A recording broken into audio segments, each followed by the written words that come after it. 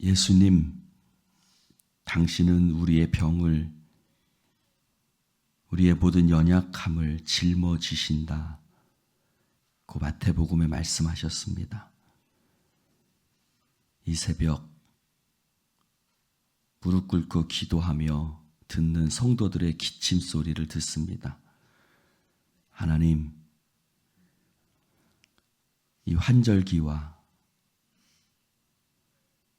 그래서 기침과 감기와 비염과 또 수많은 질병들, 이 시간 치료하여 주시옵소서. 예수께 맡깁니다. 주님, 우리의 체질까지도 변화시켜 주셔서 하나님 강건하게 살아갈 수 있도록 도와주시옵소서.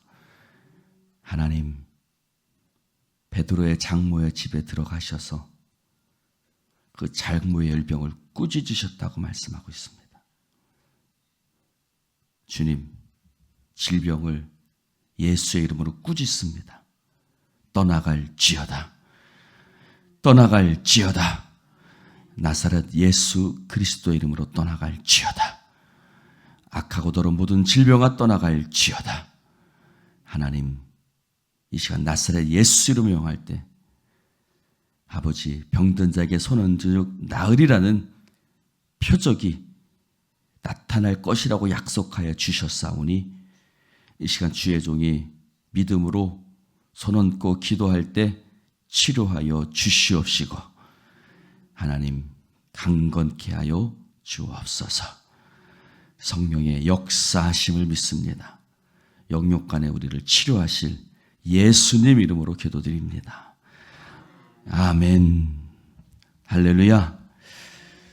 옆 사람에게 인사합시다. 예수님이 당신을, 나를, 우리를 치료하십니다.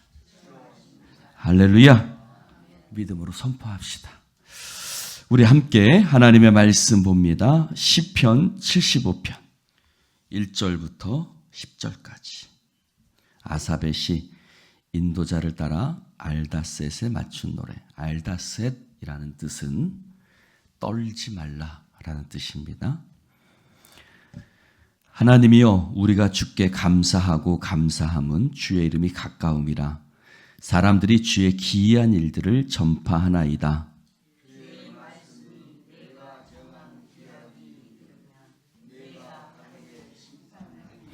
땅의 기둥은 내가 세웠거니와 땅과 그 모든 주민이 소멸되리라 하시도다. 셀라.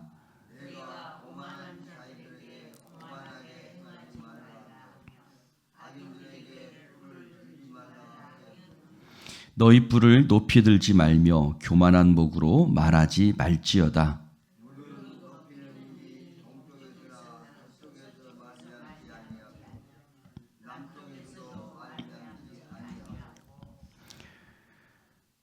오직 재판장이신 하나님이 이를 낮추시고 저를 높이시느니라.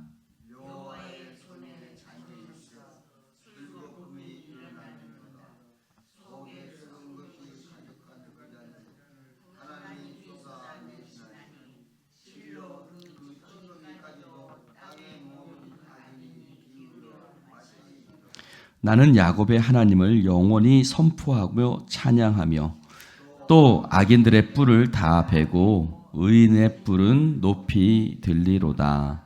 아멘. 할렐루야. 오늘 아삽의 시편이 3권에 있는데 그 중에 한 말씀입니다. 여러분, 하나님의 이름이 가까워요, 멀어요? 한번 물어봅시다. 하나님의 이름이 가까운 것 같아요, 먼 것 같아요? 현실을 보면 가까워요? 다른 분은요? 다 동의하세요? 하나님의 이름이 가깝다는 것에 동의하세요? 동의 다 못하시는 것 같은데요?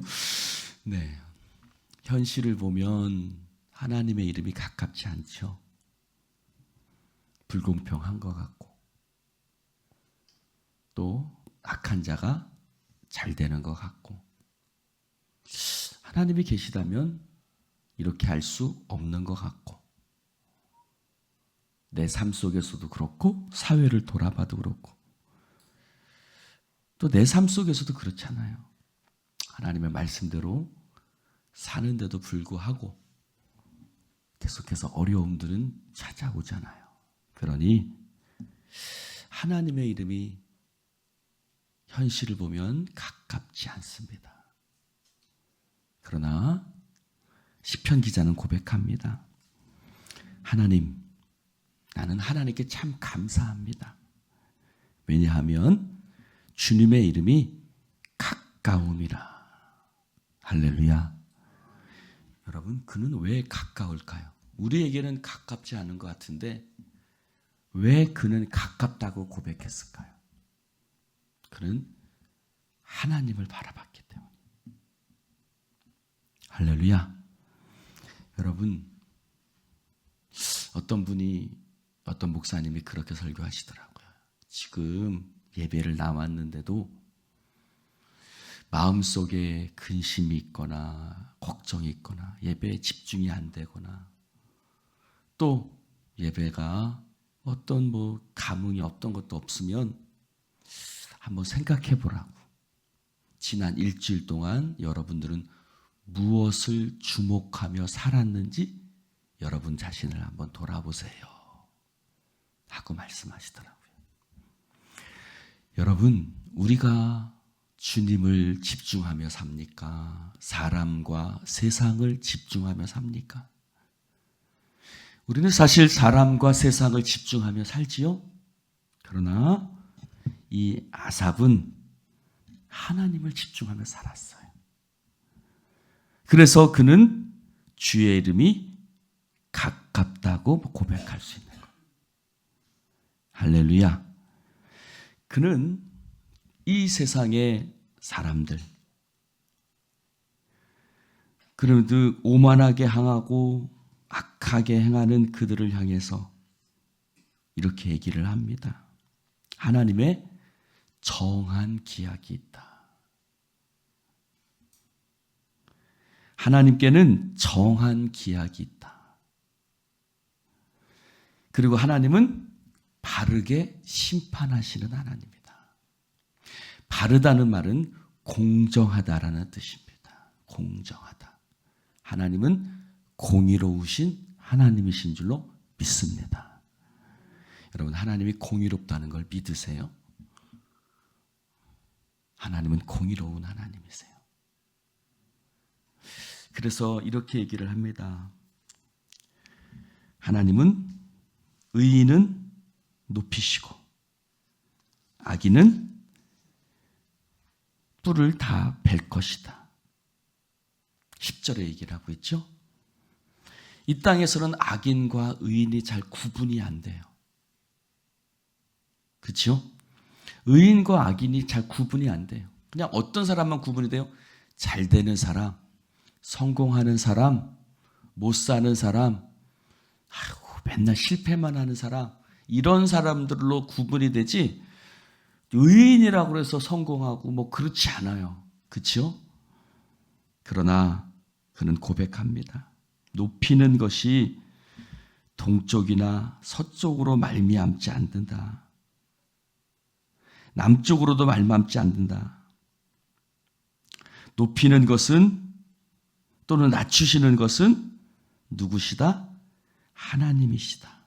7절에 고백하죠. 오직 하나님이 높이시고 낮추신다. 동쪽, 서쪽, 남쪽은 어떤 연줄, 백, 실력, 이런 것들을 얘기하겠죠? 그런 것들로 높이고 낮추는 게 아니야. 여러분, 실제로 보면 높이시고 낮추시는 분은 하나님이시더라고요. 할렐루야. 하나님이 높이시는 사람이 있고 하나님이 낮추시는 사람이 있어요. 하나님이 어떤 사람을 높이신다 그랬죠? 자기를 낮추는 자는 높이고 자기를 높이는 자는 낮추시고. 할렐루야. 여러분, 재판장이신 하나님이라고 그래요. 하나님이 모든 것을 판결하실 거예요.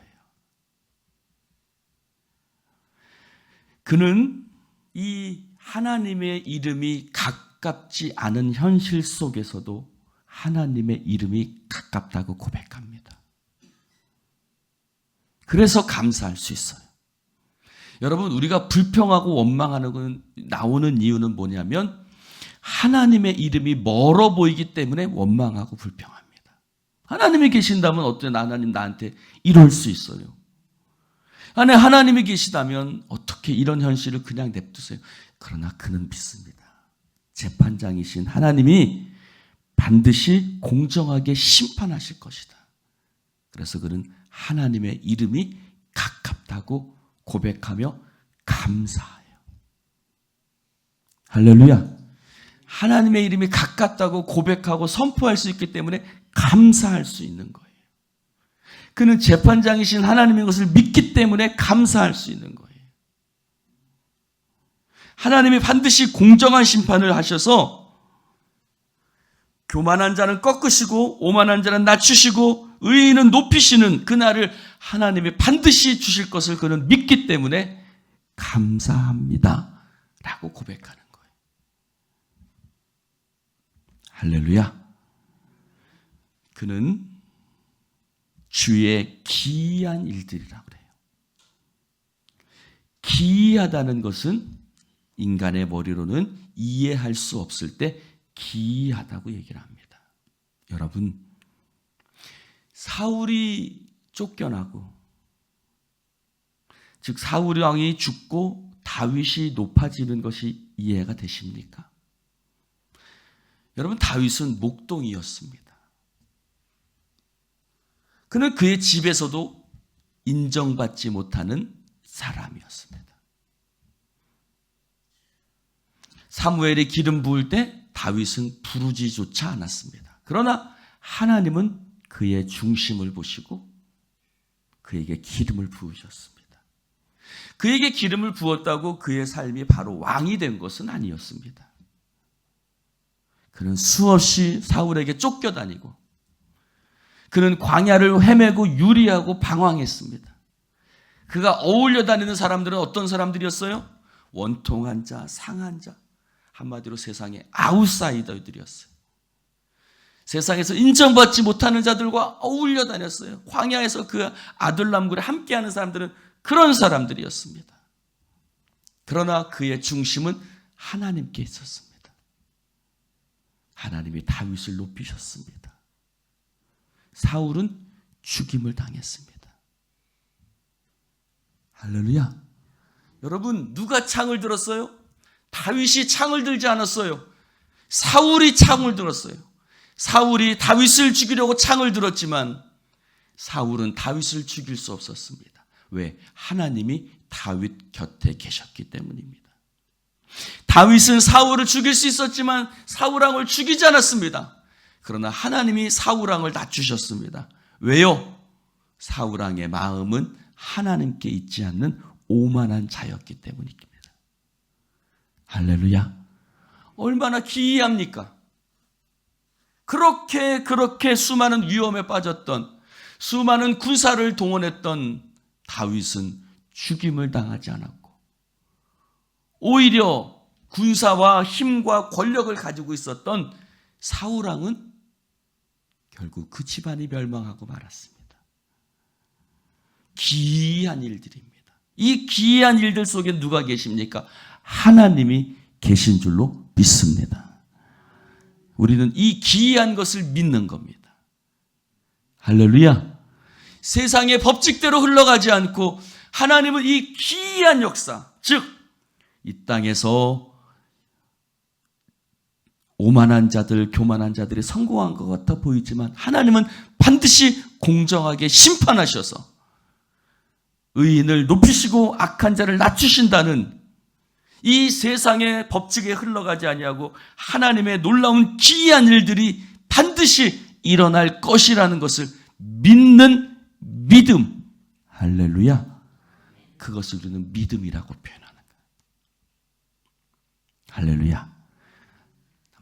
나는 믿습니다.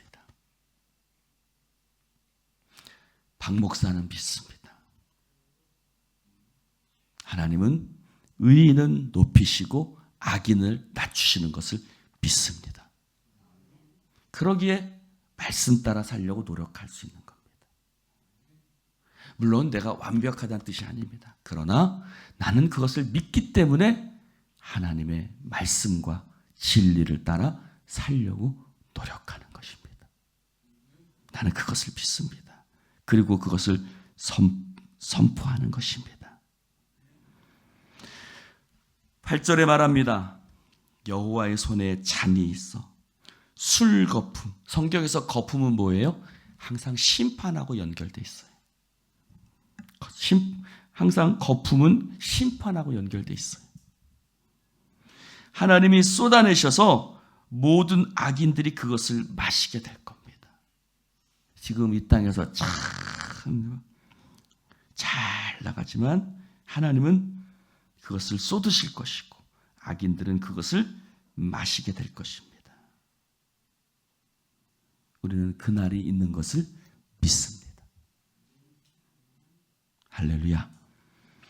그러므로 이 75편은 어떤 것일까요? 하나님의 이름이 희미해지고 하나님의 이름이 멀어 보이고 하나님이 안 계신 것 같은 현실 속에서 나는 하나님이 살아계심을 믿습니다. 하나님은 반드시 공정하고 바른 심판을 하실 것입니다. 그러므로 하나님의 이름은 내게 가까이 있습니다. 라고 자신의 믿음을 드러내면서 감사하는 자의 고백인 것입니다. 여러분 마음에 지금 감사가 있습니까? 불평이 있습니까? 하나님을 향한 원망이 있습니까? 아니면 나는 하나님이 일하실 것을 믿는다는 고백이 있습니까? 사랑하는 성도 여러분, 여러분 안에 믿음이 있기를 주님의 이름으로 축원합니다. 아무리 칠흑 같은 어둠이 있다 할지라도 하나님의 이름은 내게 가까이 있습니다.